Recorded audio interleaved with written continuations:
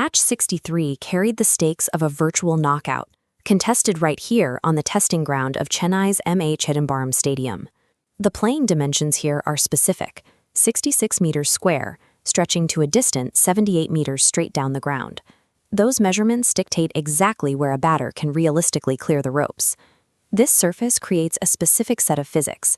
A dry, black soil pitch with no dew causes the ball to bite into the surface and sharply decelerate upon impact. Chasing 181 on a surface that holds up this much is statistically difficult, sitting well above the historical par for these conditions. Raw power alone cannot clear those 78-meter straight boundaries. A batting side must generate their own pace to overcome the friction of the pitch.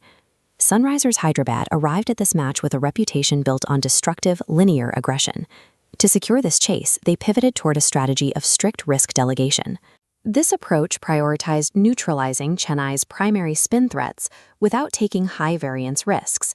They reserved their aggression for the secondary medium pace options, attacking only when those bowlers missed their execution lengths. By executing this precise target selection matrix across 3 distinct phases of the innings, Hyderabad engineered a playoff-clinching victory. Phase 1 covers the 6-over power play. Chennai's objective was to deny the Hyderabad openers any workable pace off the bat. Fast bowlers Mukesh Chaudhary and Spencer Johnson were the primary tools used to set this trap. The trajectory map shows a dense cluster of deliveries landing exclusively in the hard length and back of a length zones. Rotating to an overhead view reveals the geometry. The cluster is pushed wide outside the off-stump line, forcing the batter to reach well outside their natural hitting arc. This sustained pressure resulted in the dismissal of Travis Head in the 3rd over.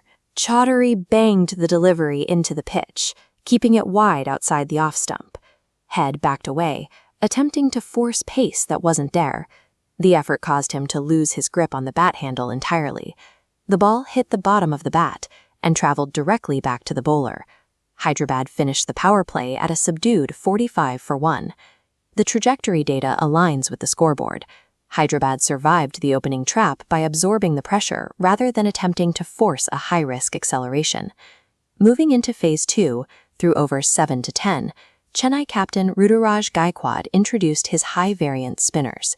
The dual spin rate visualization shows the contrasting threats: the left-arm orthodox drift of Akil Hossain versus the high RPM wrist spin of Nur Ahmad. Hossain secured the wicket of Abhishek Sharma in the 8th over. A length ball down the leg side resulted in a miscue because the delivery offered 0 pace to work with. At this point, the spin choke was fully active, suffocating the required run rate. The first ball of the 11th over represented the turning point. Heinrich Klaasen was struggling to find rhythm against a ball that was consistently biting off the dry soil. This wireframe tracks Klaasen's high-risk sweep against a floated delivery from Nur Ahmad, plotting the aerial trajectory toward deep square leg. Spencer Johnson covered the ground but dropped the diving catch at the end of that trajectory. Klaasen survived. He would go on to build a 75-run partnership but secured the result for Hyderabad. That drop initiated Phase 3, the counter-attack pivot, occurring between overs 11 and 15. The Klaasen partnership identified exactly which bowlers to avoid and which to exploit. Noor and Hossain remained lethal threats. Noor eventually stumped Klaasen with a disguised wrong-un. Consequently, the batting side shifted their targeting parameters away from the frontline spinners. The run rate versus bowler matchup graph reveals the strategy: a low, flat trajectory over the data points for Noor and Akil. The line spikes sharply upward over Chennai's secondary options, Anshul Kamboj and Shivam Dubey.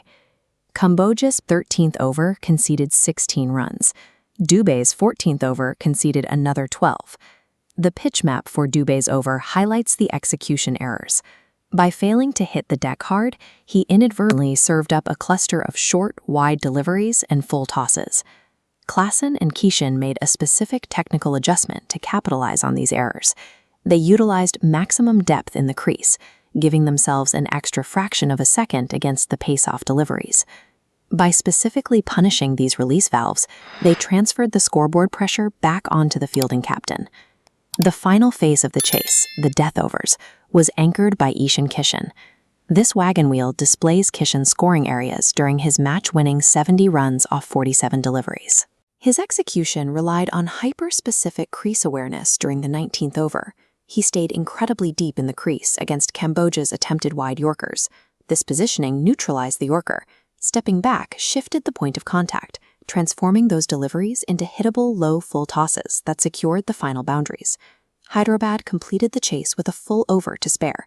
They secured this win through a disciplined matchup strategy, choosing which bowlers to survive and which to dominate. They respected the gripping pitch conditions against the frontline spinners. They survived the hard-length traps set during the cower play, and they targeted the specific execution errors of the secondary bowling options. Stripping away the emotion of a knockout match reveals the logic. This level of disciplined risk delegation is how a difficult target is systematically dismantled. So, did you find today's explainer useful? Then definitely drop a like, share it out, and subscribe to join the family. Tell us, what should we explore next? Stay well.